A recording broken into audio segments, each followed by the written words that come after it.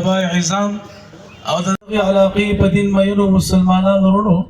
زره ټولو میلمنو دلته چې څومره راغلي شکریا ادا کوم خصوصا زموږ میهمان خصوصي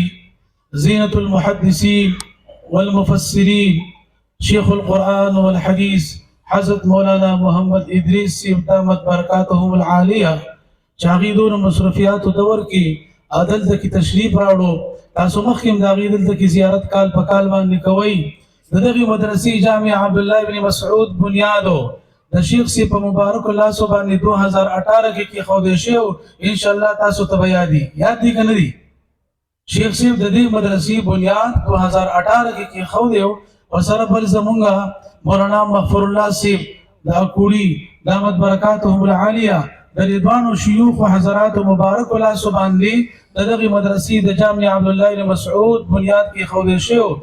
شروع مدرسه دا تقریبا 2011-12 نو د کرایه په ځای کې و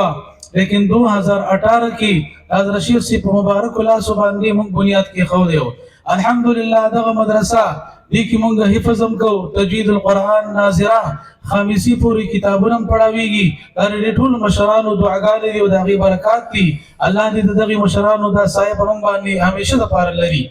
الله دې د شیخ سی په عمر کې په علم او عمل کې نور برکات نازل کی حضرت شیخ سے فرمای اکثر بیانات لاله شما یو بیان کې بل بیان کې اهل جوړېدل نه واړم زبیرا تاخير نور خبرې کول بالکل نه واړم الله دې تاسو دلته دراتل د خیر ذریعہ وګرځي الله دې د شیخ سے دلته دراتل زموږ د مدرسې لپاره د ریکړې لپاره د خیر ذریعہ وګرځي ان تاسو وکتل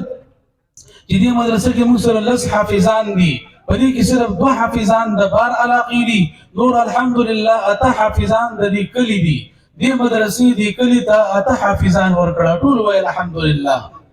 خاص کر دې کلی دې ورکړه ناظری والا ټول کلی دي په تجوید القرآن کې صدا بار دي صدا کلی دي لیکن زموږ ان شاء الله دا اراده دا د حضرت مردان مولوی صاحب نور الله مرقده داغه برکات قائم او دائم دي ان شاء الله دې کې و ان شاء الله کال په کال باندې تاسو ته د مدرسه حافظان هم درکې ناظری والا او د دین بلغ وخت بعد ان شاء الله عالمان هم فارغيږي زبیلا تاخير فالاستاذ محترم شیخ الحديث والقرآن حضرت مولانا محمد ادریس صاحب دامت برکاتهم العالیه